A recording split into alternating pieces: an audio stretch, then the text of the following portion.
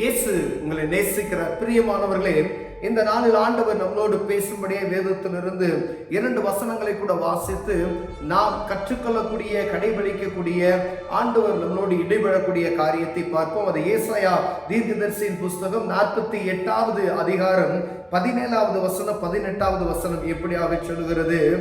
இஸ்ரவேலின் பரிசுத்தராய் இருக்கிறவன் மீட்பரான கர்த்தர் சொல்லுகிறதாவது,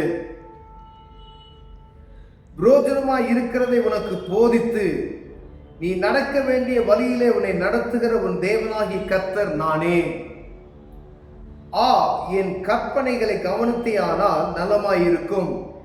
அப்பொழுது உன் சமாதானம் நதியை போலும், உன் நீதி சமுத்திரத்தின் அலைகளை போலும் இருக்கும்.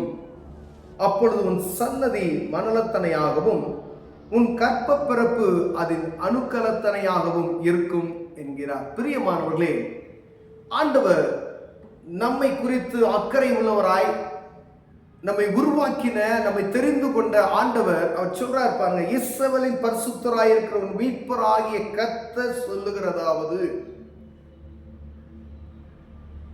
புரோஜனமாய் இருக்கிறதை உனக்கு போதித்து.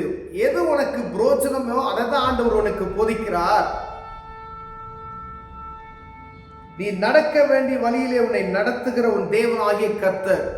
எது உனக்கு பிரயோஜனமோ அதை நான் உனக்கு போதித்து நீ நடக்க வேண்டிய வழியை உனக்கு கற்பித்திருக்கிறேன். இப்ப ஆண்டவருடைய கற்பனைகளும் நியாயப்பிரமாணங்களும் வேதத்தினுடைய வசனங்களும் நாம் நடக்க வேண்டிய வழிகளை ஆண்டவர் நமக்கு கற்றுக் கொடுக்கிறார். பிரியமானவர்களே,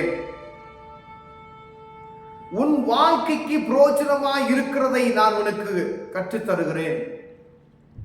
ஒரு மனிதனுக்கு வாழ்க்கையில என்ன பிரயோஜனம் ஆண்டவர் அதுதான். ஆண்டவர் பிரயோஜனம் இல்லாத ஒரு காரியத்தை நமக்கு வாழ்க்கையில அதை அளவு பண்ண மாட்டார். வாழ்க்கையில எதை ஆண்டவர் அனுமதிக்கணுமோ அதை மாத்திரமே அனுமதிக்க, அது மாத்திரமே ஆசீர்வாதம். மற்றதெல்லாம் ஆண்டவருக்கு சம்பந்தம் இல்லை, அது அடுத்தவன். பிசாசானவன் என்று சொல்லுகிறோம் பார்த்தீங்களா, அவன் செய்யக்கூடிய காரியங்கள் அநேகம் உண்டு. உன் வாழ்க்கைக்கு பிரயோஜனமானதை உனக்கு நான் தருகிறேன். நீ நடக்க வேண்டிய வழியிலே நீ நடக்குவதற்கு நான் உன்னை பயிற்றுவித்து உனக்கு போதித்து. அப்போ வேத வசனத்தை வாசிக்கணும், வேத புத்தகத்தை அனுதினம் வாசிக்க வாசிக்க வாசிக்க ஆண்டவர் நடக்கக்கூடிய வாழ்க்கையை நமக்கு கற்றுக்கொள்ள, உனக்கு போதிக்கிற காரியங்கள் உனக்கு வாழ்க்கையில பிரயோஜனமாக இருக்கக்கூடியது எதுவோ அதை தான் போதித்துக் கொண்டிருக்கிறார். இந்த செவியை அடைத்து வைத்திருக்கிறோம். செவிட்டு விரியனை போல செவிகளை ஒருவேளை அடைத்து வைத்திருப்போம். யோவான் தீர்க்கதரிசி யோவான் பிரசங்கிக்கும் பொழுது விரியன் பாம்பு குட்டிகளே அப்படின்னு சொல்றாரு. செவிட்டு விரியனை போல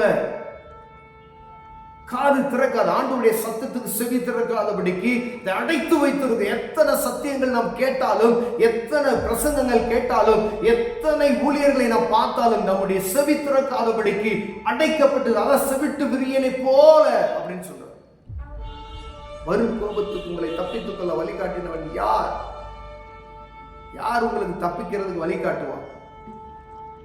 அவன் உங்களுக்கு வழிகாட்டுவான். ஆண்டவர் மாத்திரமே தப்பிப்பதற்கு வழி என்பதை நாம் அறிந்து கொள்ள முடியாது. ஆண்டவர் உங்களோடு பேசுகிறார். பிரியமானவர்களே, நம் வாழ்க்கைக்கு பிரயோஜனமானதை ஆண்டவர் வேதத்தில் எழுதி வைத்திருக்கிறார். நாம் நடக்க வேண்டிய வழியிலே உன்னை நடத்துகிற உன் தேவனாகிய கர்த்தர் நானே என்று சொல்லுகிறார். யார் இப்படி சொல்ல முடியும்? இருக்கக்கூடிய பேரண்ட்ஸ் கூட அப்படி சொல்றது கிடையாது. உனக்கு நீ செய்ய வேண்டிய காரியத்தை நான் உனக்கு செஞ்சு வச்சுட்டு யாராவது நம்ம சொல்ல முடியுமா? தைரியமா சொல்ல முடியும்? அநேக பேர் சொல்ல முடியாது. பிள்ளைகளுக்கு நம்ம செய்ய வேண்டிய எல்லாத்தையும் பர்ஃபெக்டா நான் செஞ்சு வச்சுட்டேன். ஆண்டவர் சொல்றார், அவன் என் பிள்ளை, நீ நான் உயிரை எழுதி வச்சுட்டேன், இதை நீ எடுத்துக்கிறது எடுக்காம இருக்கிறது உன் கையில் இருக்கு. நீ எப்படி நடக்கணும், எப்படி வாழணும், எப்படி நீ செய்யணும்ன்ற எல்லா காரியம் தெளிவாய் உயிரில் நான் எழுதி வைத்து விட்டேன். உன் வாழ்க்கைக்கு பிரயோஜனமான எல்லா காரியத்தையும் உனக்கு நான் கற்று வைத்திருக்கிறேன். நீ இதை எப்பொழுது எடுத்து படிக்கிறாயோ அதன்படி நீ நடந்து வாழ்க்கையில சுகித்து இருக்கும் பொழுது ஆண்டவர் உன்னை ஆசீர்வதித்து பெருக பண்ணுவேன் என்று ஆண்டவர் சொல்லுகிறார். இந்த வேத புத்தகமாகிய உயிரை நீ எடுத்து என்று வாசிக்கிறாயோ அன்று உன் கண்கள் திறக்கப்படும்.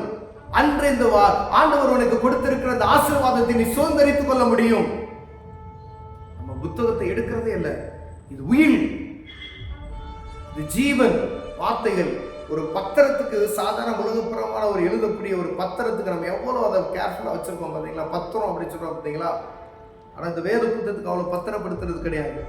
இது உலகத்தினுடைய உயில். ஒவ்வொரு தனிப்பட்ட மனிதனுக்கு ஆண்டவர் உலக மக்களுக்கு எழுதி கொடுத்த ஒரு உயில் பரிசுத்த வேதாகமம். ஆதி முதல் அந்தமுள்ள அனைத்தும் அடங்கி இருக்கிற ஒரு வேதாகமம். இதை நாம் வாசிக்கும் பொழுது ஆண்டவருடைய பிள்ளையாகி நாம அவரை சொந்த இரட்சகராய் ஏற்றுக்கொண்டு அவருடைய காரியங்களை நாம் அதை அனுபவிக்கும் பொழுது அவர் சொல்றார், என் கற்பனைகளை கவனித்தியானால் நலமாயிருக்கும், அப்பொழுது உன் சமாதானம் நதியை போலவும். உங்க வாழ்க்கையில நடக்கக்கூடிய சமாதான நதியை போல அப்படி சொல்றார். என் கற்பனைகளை சற்று நீ கவனி மகனே மகளே அப்படின்னு சொல்லிட்டு, அப்பொழுது உன் சமாதானம் எப்படி இருக்குமா, நதியை போல இருக்குமா. அப்பொழுது உன் சமாதானம் நதியை போலும், உன் நீதி சமுத்திரத்தின் அலைகளை போல இருக்கும். நீ நீதிமான் என சொல்லப்படுவாய். வேதத்தில் அநேக நீதிமான்கள் இருக்கிறார். நானும் நீங்களும் நீதிமான ஆகணும்னு சொன்னா வேதத்தினுடைய கற்பனைகளை கடைபிடித்தால் ஆண்டவர் சொல்றார், உன் நீதி கடலின் அலைகளை போல இருக்கும் என்று ஆண்டவர் சொல்கிறார் பிரியமான. அப்பொழுது உன் சன்னதி மணலத்தனையாகவும் உன் கற்ப பிறப்பு அதன் அணுக்கலத்தனையாகவும் இருக்கும் என்று சொல்கிறார். ஆண்டவருடைய ஆசீர்வாதம் பாருங்க, சமாதானம், நீதி, சன்னதி, உன் கற்ப பிறப்பினுடைய காரியங்கள், ஆசீர்வாதம். நீ என் சத்தத்துக்கு செவி கொடுக்கும் பொழுது எவ்வளவு ஆண்டவர் நம்ம மேல பிரியம் வைத்திருந்தா மீண்டும் ஒரு பிள்ளைக்கு ஒரு தகப்பன் எப்படிலாம் அட்வைஸ் பண்றாரோ அதே போலவே ஒவ்வொரு நாள் எழுதி வைத்து அட்வைஸ் பண்ணிக்கொண்டே இருக்கிறார் பிரியமானவர்களே. கர்த்தருடைய பிள்ளைகள் அவருடைய எழுதி கொடுத்த நம் தகப்பனுடைய எழுதி கொடுத்த சர்வ வல்லமை ஒவ்வொரு இந்த உலகத்தில் இருக்கிற ஏதோ ஒரு குறிப்பிட்ட மதத்துக்கு மாத்திரம் இந்த வேத புத்தகம் சொந்தம் கிடையாது. உலகத்தில் இருக்கிற எல்லா மக்களுக்கும் ஆண்டவர் ஒருவரே அவர் எழுதி வைத்திருக்கிற இந்த உயிரை நாம் படிக்கும் பொழுது, அவர் சொன்ன கற்பனைகளை கடைபிடிக்கும் பொழுது, அவருடைய வார்த்தைக்கு எந்த மனிதன் கட்டுப்படுகிறானோ, இந்த சத்தத்துக்கு செவி கொடுக்கிறானோ, அவனுடைய வாழ்க்கை அமெரிக்கை உண்டாகும் என்று வேதம் சொல்லுகிறது பிரியமானவர்களே. சமாதானம், நீதி, சன்னதி, கற்பப்பிறப்பு, ஆண்டவருடைய ஆசீர்வாதம் எவ்வளவு இன்பமானது பாருங்களேன். எந்த ஒரு தனிப்பட்ட மனிதனும் சொந்தமாய் ஏற்றுக்கொள்ள என் தகப்பன் எழுதி வைத்த உயில் என்று நீங்கள் சொல்லும் பொழுது, இதை வாசிக்கும் பொழுது, இதை கடைபிடிக்கும் பொழுது, அவர் சத்தத்துக்கு செவி கொடுக்கும் பொழுது, என் கற்பனைகளை கவனித்தாயானால் நலமாயிருக்கும். அப்போதான் அவருடைய கற்பனைகளை கவனிக்கிறதே கிடையாது. ஈஸியா போய் பேசுவோம் எல்லாம், ஆனா லேச நீ கவனி அப்படின்னு சொல்ற. அப்பொழுது இந்த ஆசீர்வாதத்தெல்லாம் சுதந்திரித்துக் கொள்வ. அவருடைய சத்தத்துக்கு நீ செவி கொடுத்தேனா அப்பா அப்படின்னு சொல்லி கூப்பிடும் பொழுது அவர் இறங்கி மனதுருகி உன் வார்த்தைகளுக்கு செவி கொடுக்க அவர் வல்லமையுள்ளவராய் இருக்கிறார் பிரியமானவர்களே. கண்களை போடுவோம், ஜெபம் செய்வோம். அன்பின் தகப்பனே, அப்பா தகப்பன் எங்களுக்கு எழுதி வைத்திருக்கிற இந்த காரியங்களை கடைபிடித்து உங்க சத்தத்துக்கு செவி கொடுக்கிற இருதயத்தை எனக்கும் எங்களுக்கு தாங்க நான் சொல்லிக்கிறேன். வேதத்தை வாசித்து அறிந்து கொள்ள உதவி செய்யும். இயேசுவின் நாமத்தில் பிதாவே, ஆமென்.